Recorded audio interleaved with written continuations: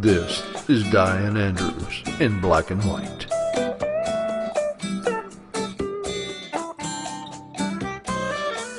The issues you don't want to talk about. The arts and entertainment you need to know.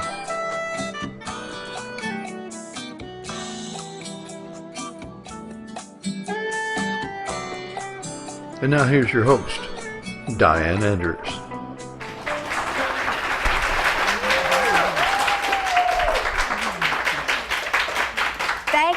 Thank you. I'm Dianne Andrews, host of Dianne Andrews in Black and White. Thank you for being here with us today. In-stage audience, I appreciate all the cheers. And out-of-stage audience, whether you're on television watching us or whether you're on YouTube, keep those YouTube subscriptions. I appreciate that. We're trying to grow our base. I guess you know what this is about, and you guess I know what this Kelly Green is about. Today is St. Patrick's Day. So for all people of Irish descent, or non-Irish descent, I wish you a happy St. Patrick's and healthy St. Patrick's Day. And I also want to say something that I wrote for my mother. Her birthday is this week, and it says, and she's passed on, a mother's love is a tie that binds, that lasts for more than a lifetime, and it really does. Today, I think we've got a very interesting show for you. I think it can help you with your financial status. We're doing something called Financial Crimes and RFID EMV, which is radio frequency identification, which is the chip now on your credit card. And it's also called EMV, which is EuroPay MasterCard Visa, which is the newest chips. And Detective B Blache is going to talk about that with us. He's been here with me before. We did identity theft together. His name is Detective Sergeant B Blache. He works in the Financial Crimes Division of East Baton Rouge Parish Sheriff's Department.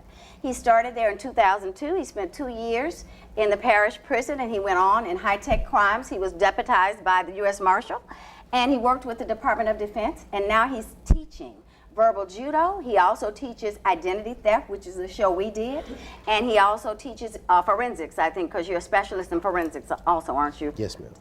On my right, I have a very good friend of mine. I guess everybody always says, is everybody your friend, Dianne? Especially they come in from out of town. Most of my friends are out of town. Pamela Hurd, as she wants to be called. I call her Pam. But okay, for the show, it's Pamela Hurd. And she's a former educator she's originally from Roanoke, Virginia.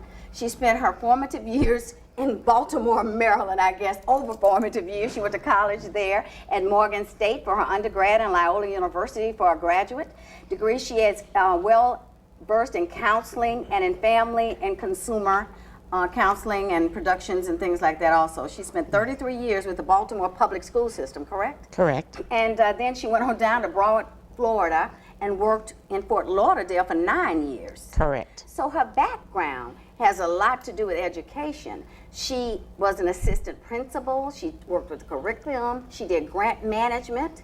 She's done all those things, but we were debating something yesterday that she didn't have on her resume. She said, wow, I forgot to put how I worked in entrepreneurship in the schools and how they don't have those curriculums now. So she's also an expert with working with curriculums for entrepreneurship in the high schools. So let's start talking about one reason I asked my friend here. We were speaking several months ago, and she said, wow, my check was washed. I said, check washed? What are you talking about? I never heard of it before. And what they do is they take a pen, where you've written out your pen, and I'm going to let her explain it to you, but I will say this, check washing is a billion-dollar industry for crooks, not for us, that they steal from the public every year. So let's start, tell us what happened, Pam, with this check washing. Well, in December, just before the holiday, I mailed 5 of my bills. Mm-hmm. I mailed them in an outside post office box. Mm-hmm. And, you know, of course, thinking that everything never had any question. Right. But on a regular basis, I checked my bank account.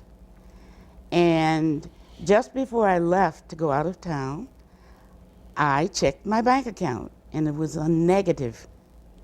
And I said, that can't be. Mm-hmm. Because I knew that there was a deposit, and I knew that there was money in the bank. So having done so, I looked a little further. I went to that section online, and I pulled up those transactions that had occurred. and I saw transactions that were not transactions that were mine. Now, were you looking at transactions or the actual check? Could you see the actual check also? At that point, I pulled up the check. When I pulled up the check, that check was not the check that I had written. I had written a check for $25 to a vendor, and it had then been washed. At that time, I didn't know what had happened, but I could clearly see that it had been written over. And the bank sent it through anyway. it went through.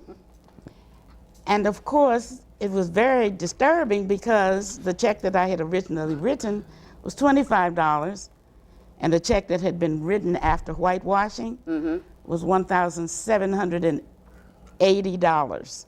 How much did they take from you total for those 5 checks? Over $6,000. And what they did, you mailed it at the post office. I mailed you said it at the post outside office. boxes they have at the post office. Correct. So they hit that entire box. They robbed that box, probably. They robbed that box. 2 of those 2 bills were not used. They only pulled 3.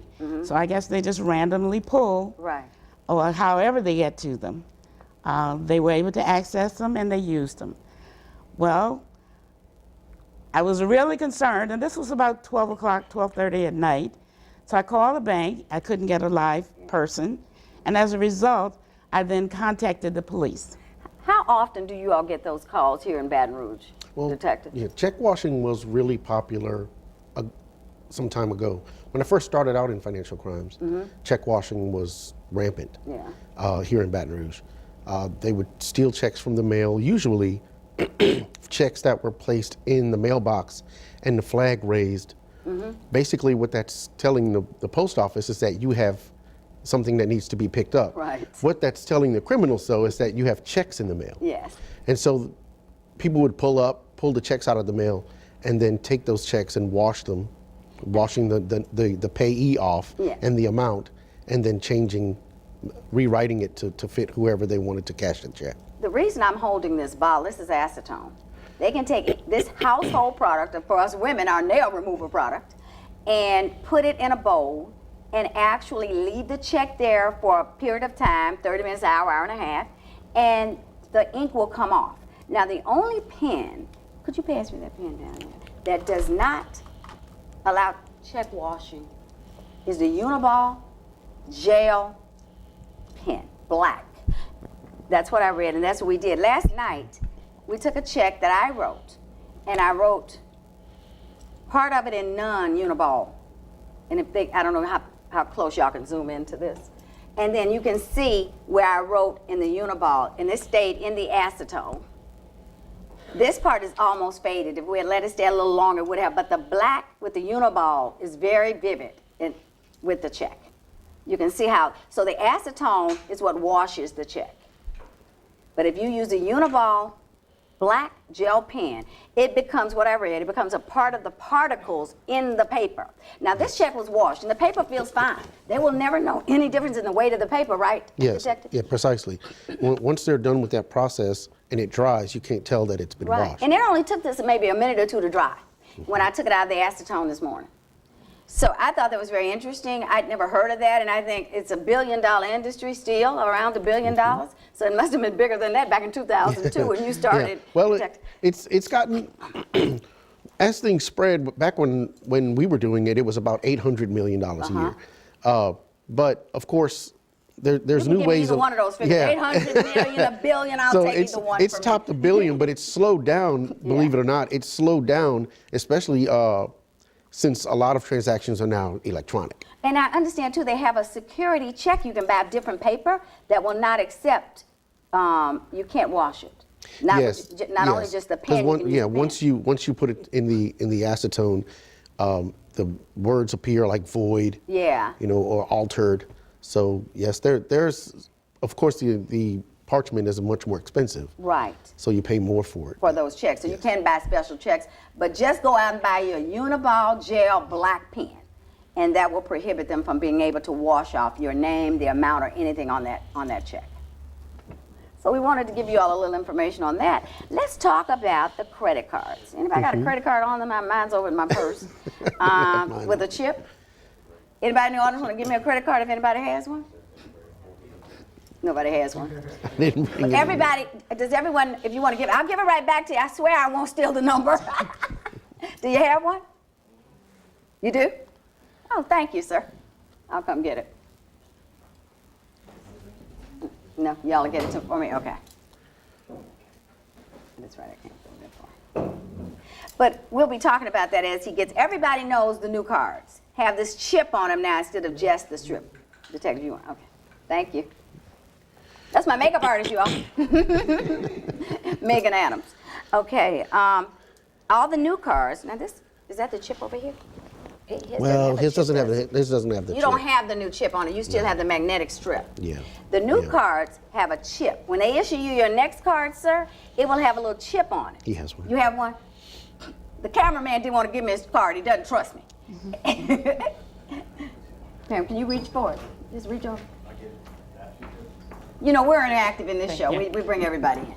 Thank you. You see the difference then? He just has the old magnetic strip, the audience member. The cameraman has the new card, and as they issue, all new cards will have this new chip. Is that correct? Yes, that's what they're going to. And so the chip at first was radio frequency identification, RFID. Yes. And now it's EMV. Yes. So I see these ads all the time on television. And I went out and bought something, even before I was going to do the show. They sell wallets now that block people from being able, because the problem, and let me know if I'm right or wrong, Detective, is that with the RFID before the EMV chip, you could be sitting out in that audience and you could steal that information from this card with it being in my wallet. Is that correct? Yes, with an RFID chip, the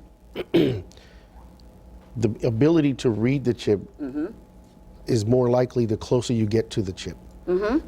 So in actuality, someone could get really close to where your wallet is or where your purse was and have a reader inside of a device like a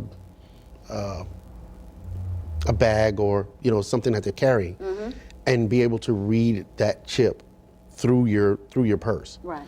Well, Scared me to death when I saw this. I was watching HSN on one of those shows, and I said, oh boy, I got to get this. And they even have the wallet. I said, I don't like the way the wallet looks, but I'll just put this in you just put it in your wallet, and it blocks that device, that radio frequency device from stealing your credit card information. It creates a barrier. So yeah, the barrier between, what is this made of, do you know?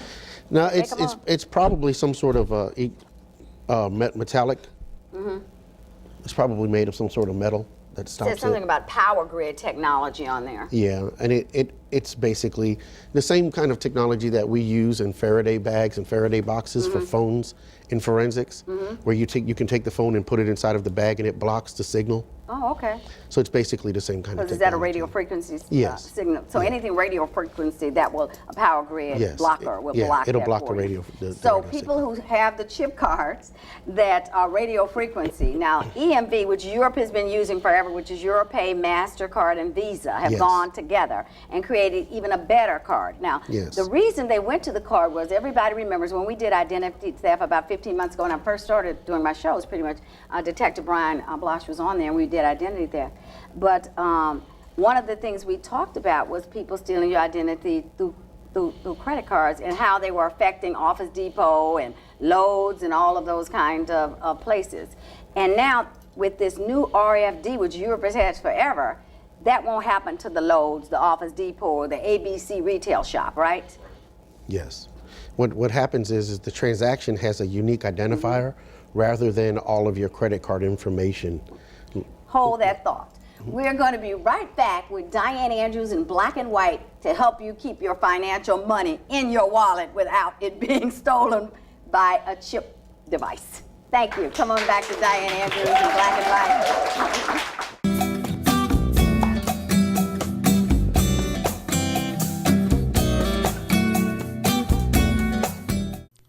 Order your copies now of Dianne Andrews' latest books, Third Man Out, a suspenseful mystery by Dianne Andrews, and Gumbo for the Heart, 25 stories of faith, hope, and charity, both available now on Amazon.com.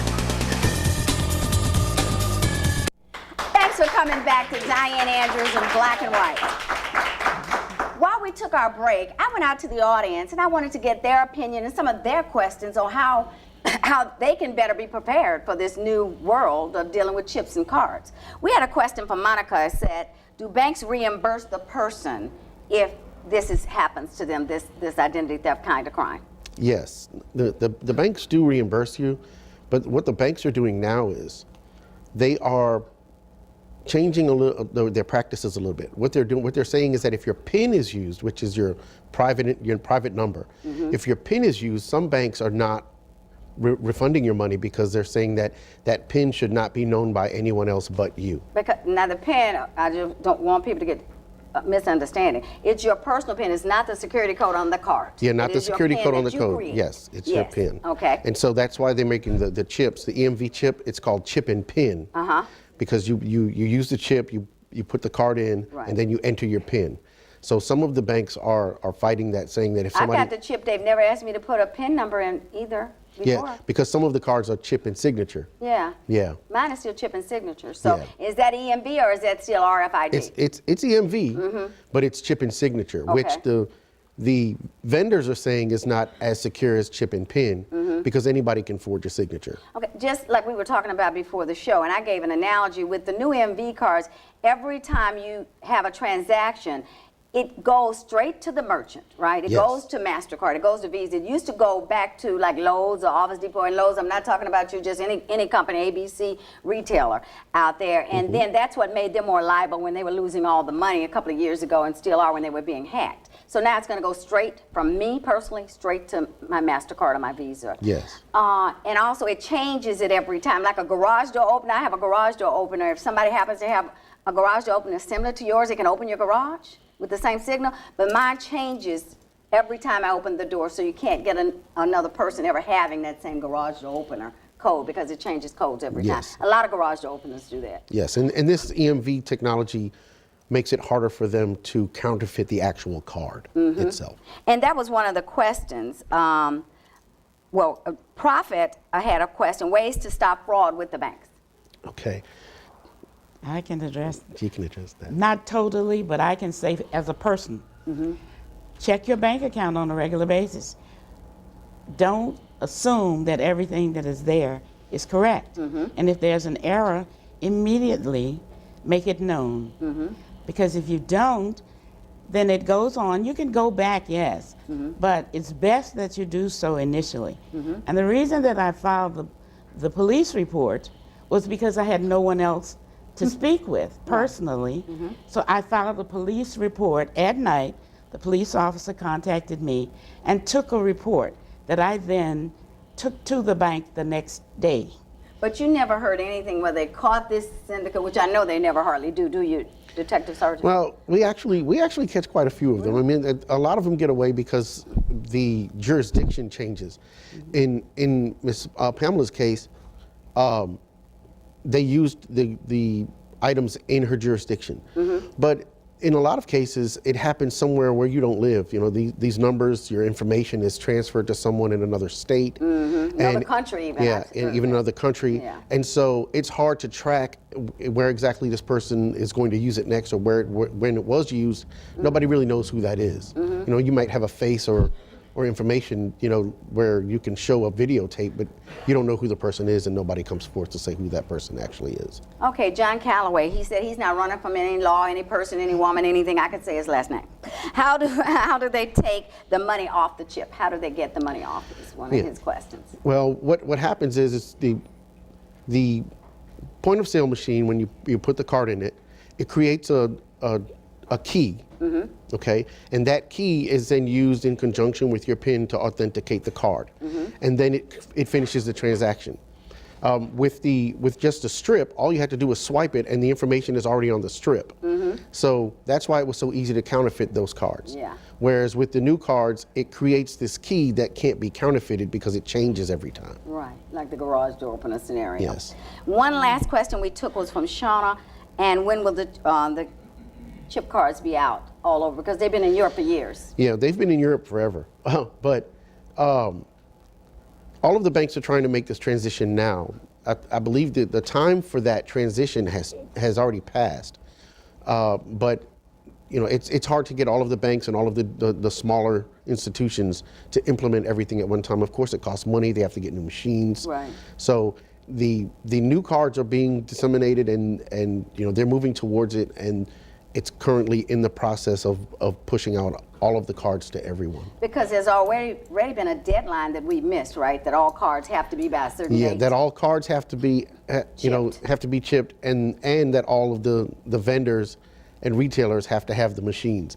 That time is actually. What was that date? I actually believe it was last year. I put a red line in over in Russia like we do, and nothing happens. Right? I believe it was last year. Okay. I believe the deadline was last year, but they're moving towards it. I mean, they're working hard at it. Okay, that was about it for the questions. Now, that question, though, you gave a way to monitor, but the question was, is there a way to stop it? Which the answer is no. There's no way to stop it. There's really no way to stop it. You really have to monitor.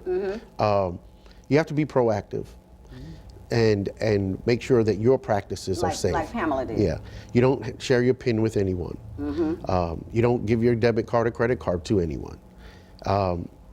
Make sure to look at anyone you don't trust. But I would say anyone. We'll have some people out in the audience won't give it to their husband. Yeah, I mean, but you know, you have to deter it, and of course you have to detect it. You know, and that's the monitoring constantly. And the deterrence is making sure that you're using correct practices. And then if it does happen, then you really have to be proactive in defending it. Let me ask this: let's say your bank usually doesn't give you a new card until this one expired, but they may have the chip cards already. Would it be safer for some people to go call their banks, their Visa, their MasterCard, and say, hey, I want that new chip card. I don't want the strip anymore. Can you do that? And they have to give you a new chip one? Yeah, I would imagine you could request it.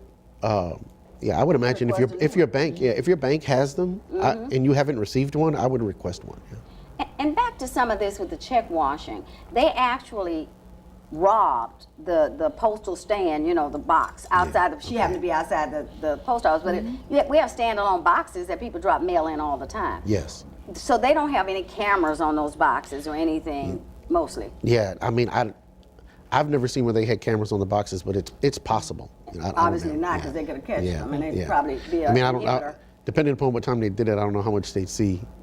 One of the comments that was made by the police officer when I filed my report, because it was a holiday season, that they're more rampant, of course, Christmas time, and that they have so many ways of doing things, and that during that time, and I was later told that there had been a lot of this type of crime activity going on in the Florida area, in that area, and it was because it was a holiday, and they were actually their take on this was that so often with mail, because people use credit cards so frequently and debit cards now, you don't have a lot of checks floating out there. But they were looking for and be very careful about sending those gift cards. Because gift cards during the holiday, people use a lot of gift cards. And they said that really in the post office, of course, they're mailing them, they're sending them, they're giving them whatever. And it's more difficult, I'm assuming that. Absolutely. You cannot do anything with that one, can you? Unless you know what the gift card number was that you sent to someone, there's no way for them to track where it went after somebody intercepts it and uses it. That would be the easiest way to steal from the gift card. But I guess they decided, okay, we didn't get enough gift cards, we're going to take it from these checks, so let's just drop it in some acetone overnight, and then I can write on it whatever I want to write on it. Yes. And you said it was over $6,000. That was reimbursed within a week's time, which was great. Once the report was filed, because it is insured, the money was put back into a new account. Yes. The old account was immediately canceled. I was issued a new account, and the money was in the bank within 3 days. So really, you only back into my inconvenienced account. 7 days, which was really Fortunately, exactly. Yeah, exactly. What we're going to do, I'm going to take a short break, and we're going to come back for my close. Come on back to Dianne Andrews in Black and White.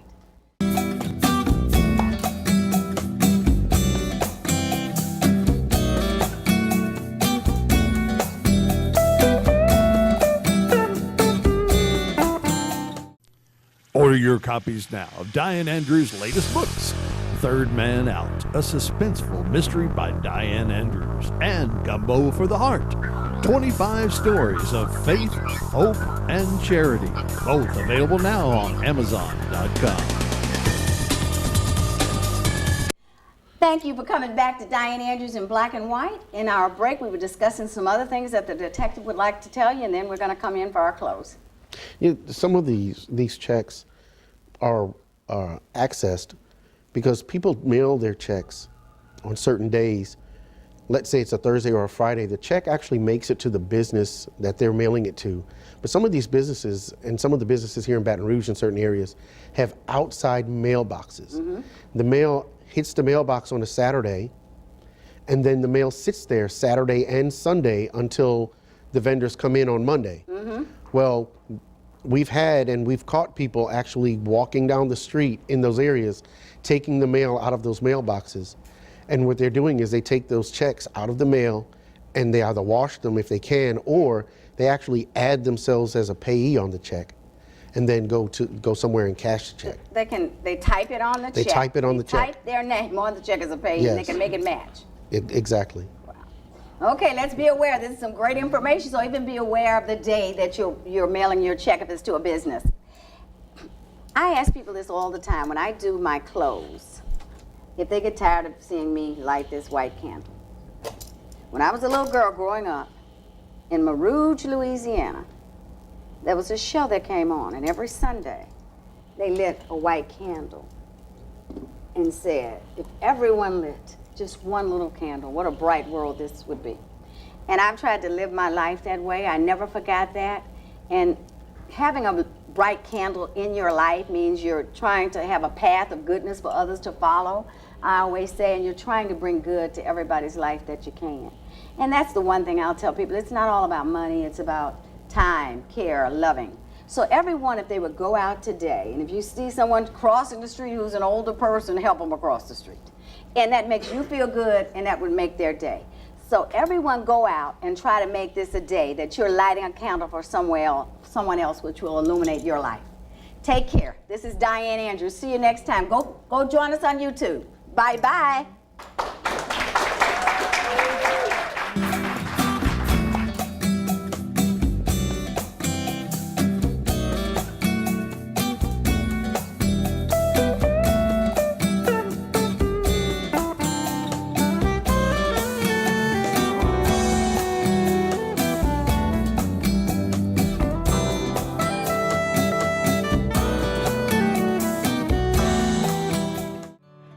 My name is Debbie. Welcome to Debbie's Bridal, a Formal Affair.